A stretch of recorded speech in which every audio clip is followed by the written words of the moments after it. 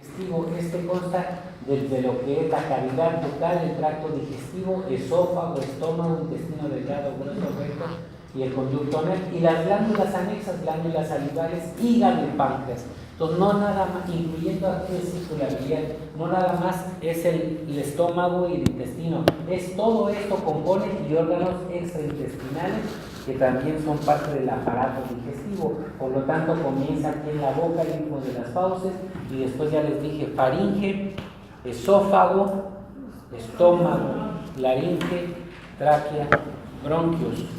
Entonces, de ahí viene que todos estos órganos anexos glandulares sean parte desde el páncreas, el hígado, vesícula biliar, el colédoco donde desemboca en la segunda porción del duodeno y demás, incluyendo sus glándulas. La función más importante es extraer los alimentos ingeridos desde el momento en que estamos masticando. Desde ese momento el número de mordidas que le damos a un alimento determina qué tanto estamos separando nosotros los nutrientes, los fragmentamos para que puedan ser absorbidos a nivel intestinal, y el intestino está el grueso y el delgado por una razón, no se absorbe todo en el mismo lugar, hay cambios. ¿Quiere hacer una barrera protectora? Sí, y una protectora contra infecciones y contra sustancias tóxicas. Para descripción se divide en tres: boca y glándulas salivales, tracto esofágico, gastrointestinal, páncreas, hígado y vesícula biliar. La estructura general del estómago es que tiene una capa interna, la más interna es mucosa. Ojo con lo que les voy a decir, la capa interna mucosa no tiene nervios, es decir, puede haber un proceso inflamatorio de la mucosa y no tener dolor, y para eso es protectora. La submucosa y la muscular sí tienen plexos nerviosos, plexo de Meissner y plexo de Auerbach. ¿Está claro? Entonces, la capa interna es túnica mucosa, es una barrera selectiva semipermeable con enzimas digestivas, produce una situación de absorción y secreción hormonal y es productora de moco, pues es la parte donde se protege. Hay una lámina epitelial abajo de la túnica mucosa, esa lámina epitelial es evidentemente de revestimiento, es epitelio que se puede regenerar, y hay una lámina propia sentada donde se sienta el epitelio, y en esa lámina propia corre el tejido conjuntivo laxo, células, vasos sanguíneos y linfáticos, glándulas y tejido linfático asociado a gástrico, que es el GAL. ¿Se acuerdan del BAL, sal y demás? La lámina muscular, sí ya tiene un plexo. Esta muscularis mucosae comienza a tener algunas raíces nerviosas. Es una capa de músculo liso circular interna y longitudinal externa, es decir, tiene dos vías con el propósito de generar peristaltismo. Entonces, todo lo superficial es mucosa. Abajo de la mucosa hay una lámina epitelial y abajo entonces comienza a haber una mucosae, muscularis mucosae, que nos da la oportunidad del movimiento peristáltico por la dimensión y la dirección que tiene su fibra de músculo liso. Pero esa lámina submucosa, aquí está el plexo de Meissner, esos sí ya son neuronas sensitivas que le permiten el movimiento, pero también perciben el dolor. Entonces, cuando hay un problema de gastritis y duele, ya está afectando hasta la submucosa. A eso se le llama enfermedad ácido péptica. Esta capa submucosa es de tejido conjuntivo, varía en su densidad dependiendo la localización. Generalmente es laxo, muchos vasos sanguíneos, por eso cuando una persona tiene una gastritis erosiva ya está lesionando la submucosa y puede producir sangre. Hay un plexo nervioso llamado plexo submucoso o de Meissner con neuronas multipolares y puede tener glándulas y tejido linfático. El tejido linfático aquí es un tejido de defensa y ahí también maduran los linfocitos. La que sigue después de la submucosa, que ya es inervada, es la muscular, y esta muscular tiene un plexo de Auerbach. Entonces, esta es Meissner y esta es Auerbach, por asunto de examen. Esa capa muscular es músculo liso en espiral, dispuesto en dos subcapas, una interna que son fibras circulares y una externa que son fibras longitudinales. El plexo nervioso mientérico de Auerbach está entre las dos subcapas. Entonces, uno es un mucoso y el otro es mientérico. Uno es de Meissner y el otro es de Auerbach. Y ahí está esa capa mucosa y después viene una capa submucosa, hasta aquí está la submucosa, y esta submucosa ya tiene un plexo de Meissner que es sensitivo, y después viene una capa abajo, una capa muscular. Todos aquí hay fibras musculares y aquí hay un músculo bien integrado que tiene un plexo que se llama plexo de Auerbach. Y ahí está la capa mucosa, este es el tejido subepitelial que hay. Este es de revestimiento, pero también se regenera. Aquí no hay tantos vasos sanguíneos ni nervios, pero ya en la capa submucosa sí hay, y en la muscular también. La submucosa es gruesa dependiendo de la localización. Ahí está, otra vez. Entonces hay una túnica adventicia hasta afuera. Entonces fue la mucosa, la submucosa, la muscular, y acuérdense que entre la mucosa y la submucosa hay una muscularis mucosae. Después de la muscular tiene la adventicia, que es tejido conjuntivo más grueso, más fibroso. Une la faringe, esófago, el recto, el medio circundante. Es decir, en los puntos de unión se llaman unidades de transición o celdas de transición, porque es donde cambia el tipo de epitelio. Abajo de esa adventicia hay una serosa. Esa serosa que está revestiendo el estómago y el intestino, llamado peritoneo. Tiene un epitelio plano simple que se llama mesotelio y tejido conjuntivo laxo subyacente, que es una capa subserosa. Ahí están vasos sanguíneos y mucho tejido adiposo. Cuando una persona es obesa visceral, este tejido adiposo crece en forma indiscriminada. Entonces la obesidad visceral es la que más gasta insulina. Se necesita 3 veces más insulina que el que no tiene obesidad visceral. Yo puedo pesar 120 kilos, pero no tengo obesidad visceral. Una persona puede tener un abdomen muy prominente y las piernas flacas y los brazos flacos y el músculo poco desarrollado, pero con que tenga obesidad visceral, ese seguramente va a ser diabético, seguramente, porque gasta demasiada insulina, coma o no coma. Esta es parte de lo que es la laringe y el esófago. Esto nos está representando las capas. La capa más externa, dijimos que era la adventicia, con tejido conjuntivo laxo y fibroso también. Entonces ya las capas más internas, pero esta capa más interna se llama capa mucosa, y la mucosa no tiene plexo tan desarrollado como es la submucosa y la muscular. Meissner y Auerbach. La boca, desde ahí comienza el aparato digestivo. A veces dicen, oye, el nombre de los dientes es un problema. La verdad es que no es un problema y ahorita lo van a ver. Primera sección del tubo digestivo, primera sección de las vías aéreas. Entonces hay un istmo de las fauces, donde al abrir la boca con una batilengua yo veo el fondo, y eso se llama istmo de las fauces. Eso lo comparte la boca para el aparato digestivo y el aparato respiratorio. Es un espacio irregular limitado por los labios, mejillas y paladar. Contiene dientes, encías, mayor parte de la lengua, estamos hablando de la boca, revestida por mucosa, pero hay un epitelio plano estratificado. Acuérdense que el epitelio estratificado es de zona de abrasión. Entonces los labios, las encías y el paladar es zona abrasiva. Entonces tiene epitelio estratificado, una lámina propia muy desarrollada con tejido conjuntivo denso, y falta su mucosa. Ahí no hay su mucosa porque ahí no produzco moco. Donde hay su mucosa se produce moco. Se queratiniza, sí, ¿dónde? En encías, en el dorso de la lengua y en el paladar duro, porque la queratina siempre la ubicamos en piel, pero también las encías, el dorso de la lengua y el paladar duro tiene queratina como protección. Por eso se pueden tomar un café caliente y dicen, ¡ay, una torre! Al rato se despelleja y 2 días después ya como que se repone. Es gracias a que tienen queratina, es de protección. Y ahí están todas las partes. Esta es una batelengua porque abate la lengua del dedo. Eso se llama istmo de las fauces. Este es paladar blando.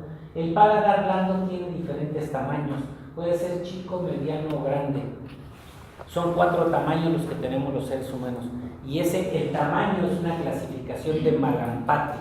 Así se llama, clasificación de Malampati, para ver el tamaño del paladar blando. Entonces, cuando voy a intubar y digo, ¿sabes qué? No se le ven los orificios de la vía aérea porque es Malampati grado 4, que quiere decir que el paladar blando lo tienen muy desarrollado.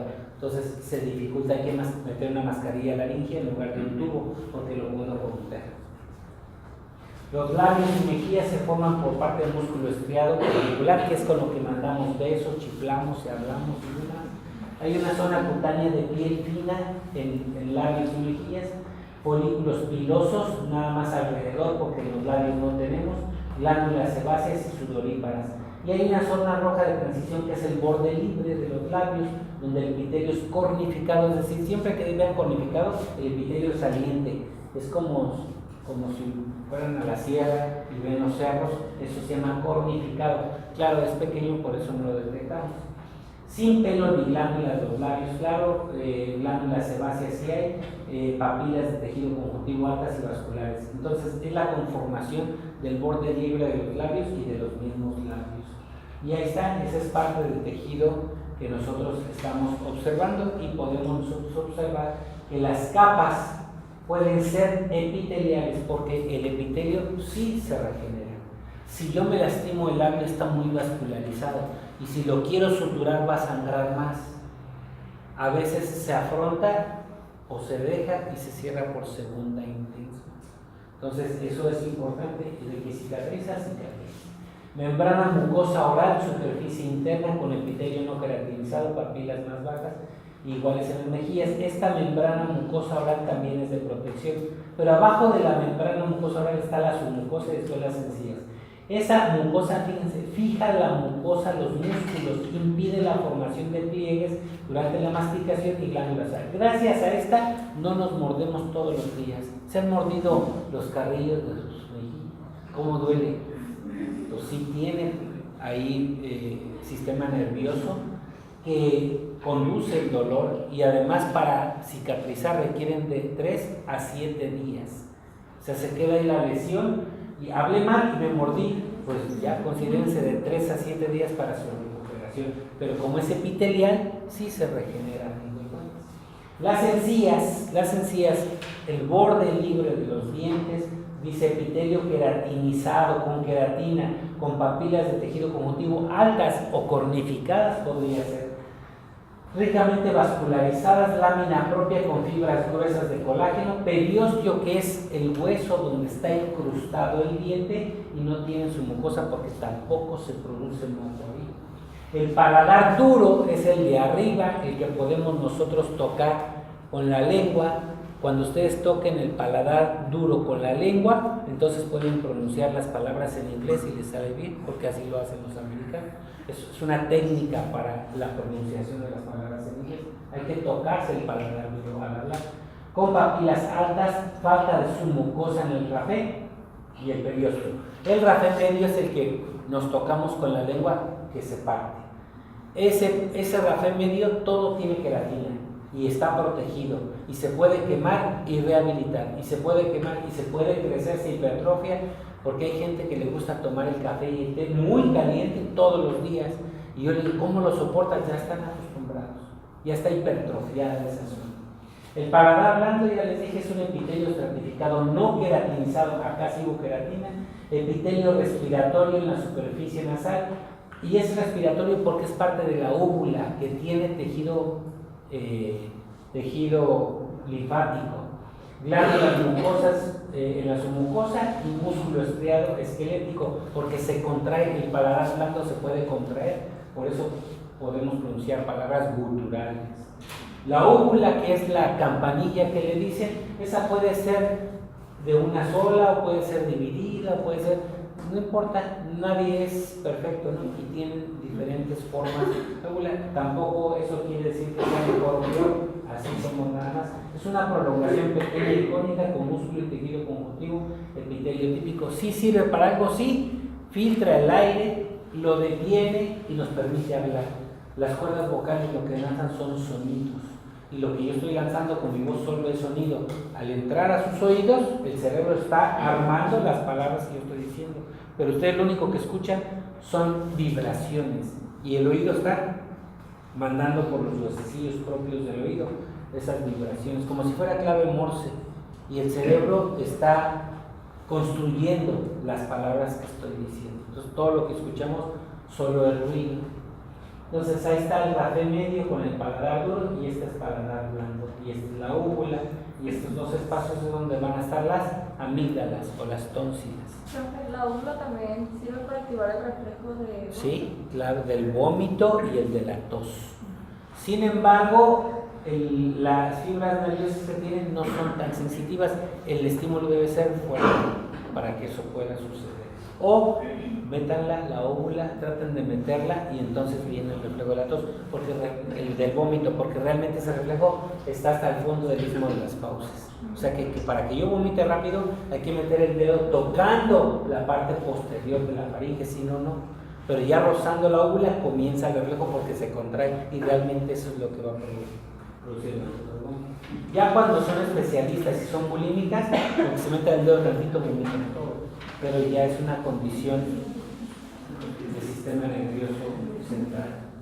Entonces aquí está el epitelio superficial queratinizado y aquí está todo el tejido conjuntivo que está abajo del epitelio. Lengua viene de la palabra gloss, órgano muscular. El piso de la boca coloca el alimento. Fíjense que una de las funciones más importantes de la lengua es colocar el alimento entre los dientes. Con ella hablamos, con ella lo sea, pero el colocar el alimento entre los dientes es algo que no le damos tanto crédito, es una función muy importante de la lengua. Tragar, la fonación, el sentido del gusto, porque hay papilas gustativas, 4 en esencia papilas gustativas, con una masa central principal de músculo estriado esquelético en haces transversales, longitudinales y verticales. Entonces por eso está el hipogloso, está el trigémino y el facial participando y el glosofaringeo participando en estas situaciones. Y aquí esta es la parte posterior, este es el agujero ciego de la lengua y aquí es donde están las papilas gustativas con un surco, papilas gustativas fungiformes, filiformes, foliadas y caliciformes. Estas son las 4 papilas gustativas que nos permiten detectar dulce, amargo, agrio y salado. Nada más son esos 4. Los japoneses tienen un quinto sabor que lo han determinado, pero somos mexicanos y no nos metemos en rollo. El asunto es que están esos 4. Y las papilas tienen diferentes ubicaciones y diferentes con textura histológica. La mucosa con prominencias en las papilas fuertemente unidas al músculo. La submucosa solo en la parte inferior y hay una cara dorsal en los 2 tercios anteriores de la lengua, que es el cuerpo de la lengua, y un tercio posterior donde está la raíz de la lengua, y ahí está el agujero ciego o la vena lingual, que tocando esa hacia atrás también despierta el reflejo del vómito. Y un crecimiento endodérmico para el conducto tirogloso, que gracias a eso el sistema nervioso está creciendo ahí su función. Estas son las papilas, por ejemplo, estas papilas calciformes, las más amplias en su superficie, con todas las fibras nerviosas, filiformes, fungiformes, es decir, ahí están los 4 tipos de papilas, pero esas tienen corpúsculos gustativos. Este es un corpúsculo gustativo que está metido aquí, acá, donde sea. Son como catafilias de cebolla, esto, y entonces por aquí entra la sustancia y el corpúsculo gustativo traduce el sabor, lo traduce y dice qué es. Entonces este corpúsculo gustativo está adentro de estas papilas. Las papilas linguales son prominencias de epitelios con tejido conjuntivo denso con un núcleo de tejido conjuntivo recubierto en epitelio plano estratificado, porque es zona de relación. ¿Cuántos tipos? Filiformes, fungiformes, foliadas y caliciformes. 4 tipos diferentes. Vamos a verlas. Las filiformes, las de mayor número, las más pequeñas de 2 a 3 milímetros de largo, extremos agudizados hacia atrás con un color grisáceo por epitelio. Las fungiformes, aisladas entre las filiformes, parte superior más ancha y la base más angosta, con un núcleo de tejido conjuntivo muy vascularizado con un epitelio más fino de color rojo. Entonces la diferencia es muy evidente. Estas están entre las filiformes, lo que quiere decir que son más pequeñas, y ahí están 1 y 2. Desgraciadamente las más grandes son las caliciformes, pero en menor número, de 8 a 12 en hilera frente a la rama del surco terminal, o sea, muy delimitadas. Y digo desgraciadamente porque es la percepción de los azúcares. Entonces, denle a un niño ustedes azúcares, son las que más se desarrollan y al rato no les acepta nada que no esté dulce porque ya lo malacostumbraron, y es gracias a estas papilas caliciformes. Las más grandes se ven deprimidas, rodeadas por un foso o surco con un epitelio no cornificado, si son lisas, numerosos corpúsculos gustativos, que es lo que les digo, es lo que más rápido acostumbramos, y están alimentadas por unas glándulas cerosas que se llaman de von Eppner. Y las foliadas en los bordes de la lengua, rudimentarias, más escasas, con número de corpúsculos gustativos también más limitados. Ahí están las 4 y aquí están las 4. Las papilas filiformes, las papilas foliadas, fungiformes y las más grandes, que son las caliciformes, que estas son las que degeneran mucho más rápido y su superficie es muy lisa, pero es donde más papilas gustativas, donde más corpúsculos gustativos tenemos. Los corpúsculos gustativos, los que les dije que parecían catafilias de cebolla, son numerosos en la lengua, el paladar, pilares del velo, faringe y laringe. Es decir, los sabores que nosotros ingerimos son percibidos en todos estos lados. Hasta unas gotas para los ojos se puede percibir el sabor porque pasa por el conducto lacrimosal y llega a la faringe o a la laringe. Y como hay corpúsculos gustativos, pues se van a percibir los sabores. Son no nada más en la lengua, entonces, también en el paladar hay. Son cuerpos ovales o alargados, claros, que tienen un polo gustativo, que es por donde entra la sustancia. 40 más células alargadas como catafilias de cebolla, que era lo que les decía, y son varios tipos celulares. Vean qué tiene un corpúsculo gustativo. Células tipo 1 de sostén con microvellosidades, las dos con microvellosidades. Su función es incierta, pero realmente sustituyen a estas cuando estas son lesionadas. Las de tipo 3 son receptores gustativos, las células que más sensación tienen, las más sensitivas.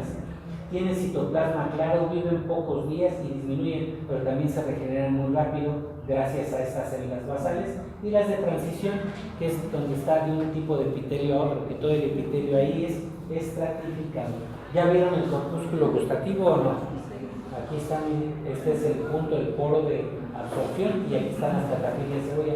Acá hay otro menos definido, acá hay otro menos definido, acá hay otro menos, y así, aquí porque está muy evidente, pero hay muchos, y esta es la imagen en una forma irreal de un corpúsculo gustativo, pero acá está una forma más real. Entonces, ya viéndolo y sabiendo que es un corpúsculo gustativo, lo podemos detectar siempre y cuando estemos viendo paladar, faringe, laringe o lengua. Entonces, ya sé que en un corte histológico, si yo veo esto y digo, ¿qué tejido es lengua? Pues esto es un corpúsculo gustativo con sus catafilias de cebolla y todos los componentes. Aquí están las células sensoriales que les decía, muchas células sensoriales para que entre el sabor y el cerebro sea quien traduzca el tipo de sabor que se está percibiendo.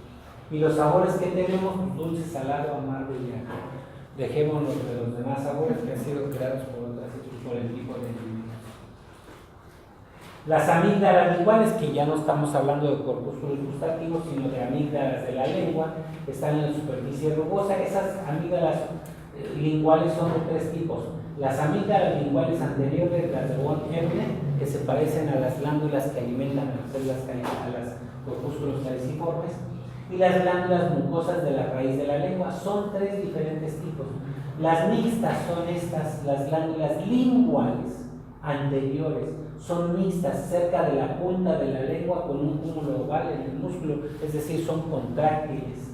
Las glándulas de von Ebner son más cerosas, es decir, o pueden ser mucosas o pueden ser cerosas. Estas son mixtas, son mucocerosas.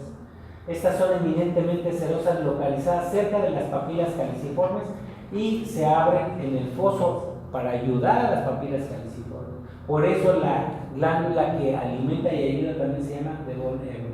Glándulas mucosas de la raíz de la lengua en las criptas de las amígdalas, y eso ya nos permite tener una sensibilidad en toda la lengua. El nervio que está inervando, valgas en la redundancia, es el trigémino o intermediado de Griswold.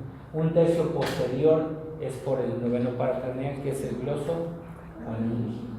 Las glándulas salivales, las que producen tialina, que es el componente más importante de la saliva, secreción mixta de numerosas glándulas en un líquido incoloro de consistencia acuosa o mucosa, humedece, ablanda y lubrica la devolución. Se forma 1 litro por día, fíjense, se constituye de proteínas, glucoproteínas, glúcidos y electrolitos con células epiteliales planas inflamadas y leucocitos. El pH de la saliva es de 6 a 7.4 y lo que más contiene es tialina, es lo que hace la saliva más o menos densa. Entre más agua, más diluida está. Tienen inmunoglobulinas A y GA, que son las de secreción. Siempre que vean inmunoglobulinas A, que son anticuerpos, son las de secreción, y es lo que contiene la leche materna. Y tienen mucina, pues es moco. Las glándulas salivales más pequeñas tienen mucosa, su mucosa en la cavidad oral con músculo lingual y también en los labios, mejillas, lengua y paladar. Esto de los labios lo tomamos con cierta reserva porque nada más está en el borde libre de los labios. Ya dijimos que ni folículos pilosos ni nada más hay en los labios. Glándulas salivales grandes son de tres tipos, grandes, las salivales grandes. Las sublinguales están abajo, las parótidas y las submaxilares. Entonces, las sublinguales en la profundidad del tejido conjuntivo de la cavidad oral y nos ayudan muchísimo porque son de percepción, son sensitivas. Las parótidas y submaxilares sí son de secreción, están fuera de la cavidad oral, relacionadas con los conductos excretores, que estas son las glándulas parótidas y no están dentro de la cavidad oral. Claro, hay un conducto externo que cuando yo estoy masticando se secreta sustancia para poder ablandar ahí el alimento. La histología es que tiene ácidos glandulares serosos mucosos en tres categorías: serosas, mucosas y mixtas, es decir, mucoserosas o con hialina. Y este es, por ejemplo, esta es la sublingual, las sublinguales abajo de la lengua, que si yo pongo una pastilla aquí se absorbe rápidamente por el plexo vascular que está y la glándula nos ayuda a absorción. Submaxilares y las parótidas. Cuando esto se inflama por una infección viral, entonces hay parotiditis. No se llaman paperas, son parotiditis y es la inflamación de las glándulas parótidas. Entonces las glándulas mixtas, fundamentalmente mucosas, tienen células serosas en la periferia. Esas son del grupo de von Ebner. Tiene un estroma de tejido conjuntivo con ovulillos y lóbulos. Estos son los que son creadores de la secreción de la sustancia de estas glándulas. Hay glándulas mioepiteliales porque son contráctiles y rodean al adenómero, quiere decir al lugar donde hay secreción. Tienen conductos excretores que se inician en cúbicos simples y pueden llegar a ser estratificados porque hay algunas no tienen zonas de atracción. Vamos a ver cómo se llaman esos conductos. Primero las parótidas, que son las que están afuera. Son glándulas tubuloacinares compuestas, casi pura serosa, poca mucosa. Tienen lóbulos y su conducto excretor se llama conducto de esteno. Entonces el de esteno es de la glándula parótida. Ahí está la glándula parótida, acuérdense de las pizzas. Entonces, ¿qué células son estas? Si son glándulas. Por eso la tuvieron mal en el examen, ¿sí o no? Son las células epiteliales. Todas las glándulas son células epiteliales, son las de secreción, las de producción. Y aquí evidentemente, ¿qué secreta? ¿Qué está secretando? Serosa. Entonces, esta tiene conductos, sí, es una glándula exócrina, tiene conductos, está hecha de puras células epiteliales y produce mucina. Esa tiene la glándula parótida que está ubicada en las laterales y extra bucal, no está dentro de una cavidad bucal. Vamos a ver las otras submaxilares. ¿Qué diferencia hay?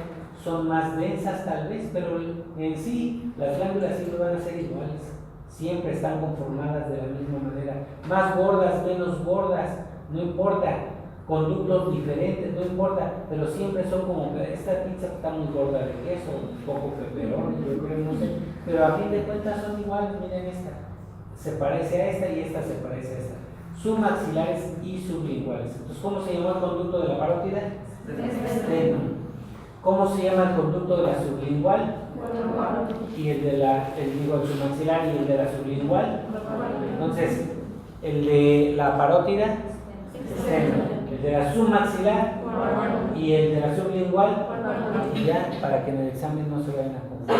Tienen que repasarlo porque se olvida. La submaxilar es tubuloacinar compuesta, mixta, es decir, mucosa y serosa o mucoserosa. Mayormente serosa, su conducto excretor, pues ya vimos que es el de Warburg. Y la sublingual es tubuloacinar compuesta, poco desarrollada, tiene conductos excretores alrededor de 10 a 12 y su conducto de secreción se llama Bartolini. Y esta es lo que les decía, es una forma glandular donde las células epiteliales se unen así para que haya un conducto de secreción. Y todas son iguales. Aquí está el conducto de secreción, son conductos de secreción. Igual esta, todas son glandulares. Esa imagen ya no se les debe olvidar. Histológicamente uno ve esto y dice, ¿sabe qué? No sé qué tejido sea, pero esto es glandular. Y algo secreta, o mucosa o serosa, o mucoserosa. Todas son iguales, todas donde le encontremos, todas son, bueno, no iguales, me refiero a su distribución, sí es muy limitativa. Los dientes, para desmenuzar los alimentos, primero son de leche o deciduos, 20 en total, y después son permanentes, 32 en total.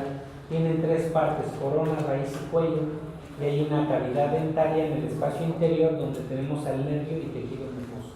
Ahora, los dientes, el nombre, Tenemos arriba igual que abajo, son incisivos frontales, incisivos frontales superiores e inferiores. Los que están al lado, incisivos laterales superiores e inferiores. Los que están al lado, caninos superiores e inferiores, primero, segundo y tercer molar. Y ya no hay más. Ya no hay más. Incisivos frontales, superiores e inferiores, incisivos laterales, caninos, y primero, segundo y tercer molar. Ya no hay más. O sea, no es una dificultad realmente.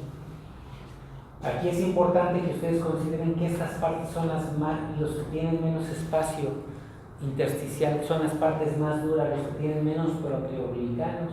Esas partes son componentes duros como la dentina, el esmalte y el cemento. Estos tres son las partes duras del diente. Y hay unas partes blancas que son la pulpa, la membrana periodóntica y la encía. Entonces, hay partes duras que protegen al diente y hay partes blandas. Pero hay una triada que es tejido de sostén del diente, que es el periodoncio, que es el cemento, la membrana periodóntica, la encía y el hueso alveolar. Entonces, todo está incrustado en el hueso alveolar. Y esto es el tejido de sostén del diente, a fin de cuentas. Y esta es la dentina y parte del cemento, una zona demasiado, quizás la más dura de su cuerpo. La faringe es un conducto desde la base del cráneo hasta el esófago. Es decir, la faringe se va a unir al esófago. En la parte anterior tiene desde sus fosas nasales cavidad oral y la parte inferior de la laringe es lo que limita la faringe. Y esta faringe tiene capas de adentro hacia afuera y una mucosa. Y la mucosa puede rodear la nasofaringe desde un epitelio respiratorio hasta la orofaringe y la laringofaringe. Y hay una lámina propia donde siempre se sienta la mucosa, se llama lámina propia. Toda lámina propia es de tejido conjuntivo, pero en este caso es fibroelástico, para que la faringe pueda dilatarse o pueda contraerse. Hay una submucosa de tejido conjuntivo laxo que está en la nasofaringe, orofaringe, laringofaringe. No tiene tanto en la faringe realmente, pero la submucosa está más desarrollada en la laringofaringe que en la misma faringe. Hay una capa muscular que es músculo estriado esquelético. Aquí ya no es músculo estriado liso, es esquelético. Y hay una adventicia que es una fascia muscular con poco tejido conjuntivo. Pero ¿para qué la quiero? Para que este músculo junto con este puedan mandar el bolo alimenticio. Llámese bolo alimenticio cuando va aquí arriba. Llámese quimo cuando pasa al intestino. ¿Quedó claro? Quimo es cuando el bolo alimenticio llegó al intestino.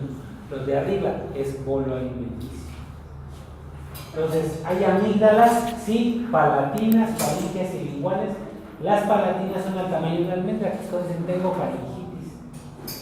Que por cierto yo tengo faringitis. Que está en el mismo de las fauces. La fosa amigdalina está siempre presente.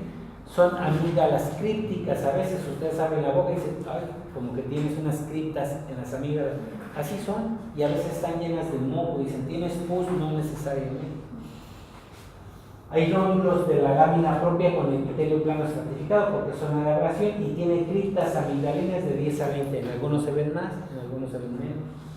El tener las amígdalas palatinas crecidas no quiere decir que se las quiten y ya no se van a enfermar nunca. De hecho, quitarlas es un verdadero error, a menos que las amígdalas tengan anidadas el estreptococo beta hemolítico del grupo Algaspia, que produce fiebre reumática. Entonces hay sí que quitarlo porque la fiebre reumática no se cura en su totalidad. Si se desarrolla, tienen problemas cardíacos, articulares, de piel y sistema nervioso. Las amígdalas faringias es una zona superior y posterior de la nasofaringe. No hay fosas ahí como tal, son pliegues nada más y están en varios milímetros de espesor. No tienen vasos linfáticos alrededor porque no hay nada que absorber de ahí. Y la lingual en la lámina propia en la base de la lengua, sobre todo hasta atrás por donde está la B lingual o el agujero ciego. Ya, hasta ahí le vamos a dejar. Acuérdense que nos quedamos en tracto esofágico, gastrointestinal. ¿Ok? ¿Estamos de acuerdo? ¿Preguntas? O sea, si les digo entendieron, pues sí, porque lo que estoy haciendo, pero pónganse a estudiar para que aprendan lo que acabamos de ver.